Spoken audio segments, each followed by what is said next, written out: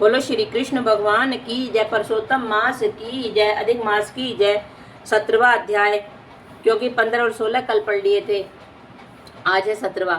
एक दिन उसका पुत्र सुखदेव अपने मित्रों सहित बावड़ी में स्नान करने गया और अपने मित्रों से जल में प्रवेश करके नहाने लगा और जल में डूबकर मर गया। तब उसको जल से बाहर न आते देख उसके साथी हाहाकार करते हुए भागे और उन बालकों ने गौतमी को जाकर सब वृतांत सुनाया। उन बालकों की यह अप्रिय वाणी को सुनकर वह पृथ्वी पर गिर पड़ी। इतने में सुखदेव जी वन से आ गए और पुत्र का मरण सुनकर कटे हुए वृक्ष की तरह पृथ्वी पर गिर पड़े। फिर दोनों स्त्री पुरुष उठकर बावड़ी पर गए। वहां मरे हुए पुत्र को आलिंगन कर शरीर को गोदी में लेकर सुखदेव शर्मा बारंबार हाहाकार करने लगा।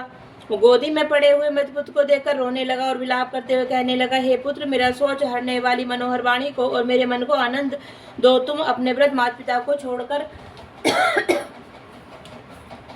छोड़कर जाने के योग्य नहीं हो। हे बस, तुम्हारे श्रेष्ठ मित्र वेद पढ़ने के लिए बुला रहे हैं, तुम्हारा उपाध्याय पढ़ने के लिए बुला रहा है।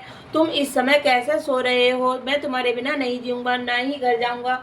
अब मेरा वन में ही क्या काम? ऐसा कहते कहते भगवान के नामों का उच्चारण करने लगा। बोलो श्री कृष्ण भगवान की जय। 18वां अध्याय। इस प्रकार उस ब्राह्मण के विलाप को सुनकर 10 दिशाओं में गरजता हुआ मेघ बादल आया।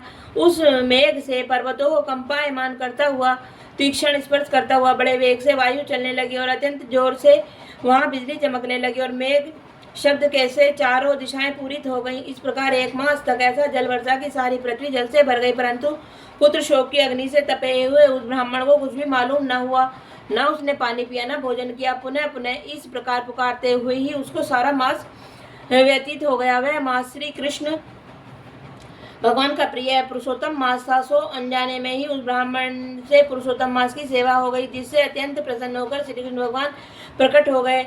उस समय मेघ बरसना बंद हो गया। फिर उस ब्राह्मण ने श्री कृष्ण भगवान को देखकर शीघ्र पुत्र को पृथ्वी पर रखकर स्त्री सहित श्री कृष्ण भगवान को दंडवत नमस्कार किया और हाथ जोड़कर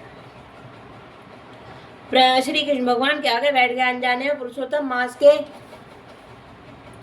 सेवन से प्रसन्न होकर भगवान अमृतवाणी से बोले, हे सुदेव, तुम धन्य हो, अत्यंत भाग्यवान हो। जो कुछ कहने वाला है सो सुनो। मैं कहता हूँ, हे ब्राह्मण, तेरे इस पुत्र की 12,000 वर्ष की आयु होगी। हे द्विजोत्तम, तेरे को सुख देने वाला होगा, इसमें कोई संदेह नहीं है। मैंने प्रसन्न होकर तुझको पुत्र दिया। नारायण कहने लगे, हे नारद, भगवान के इतना कहने पर वह ब्राह्मण पुत्र जीवित होकर उठ बैठा और ब्राह्मण उसकी स्त्री दोनों ही पुत्र को देखकर महा आनंदित हुए और देवता भी पुष्पों की वर्षा करने लगे। सुखदेव ने उन दोनों माता पिता तथा श्री हरि को नमस्कार किया और गरुड़ भी पुत्र सहित ब्राह्मणों को देखकर अत्यंत प्रसन्न हुआ।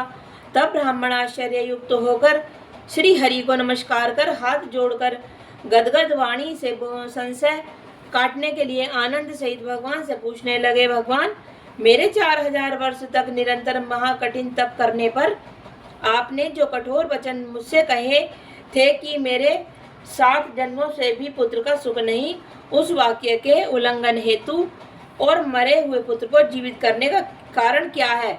बोलो श्री कृष्ण भगवान की जय। गोविंद बोलो, हरि गोपाल बोलो, राधा रमण हरि गोपाल बोलो।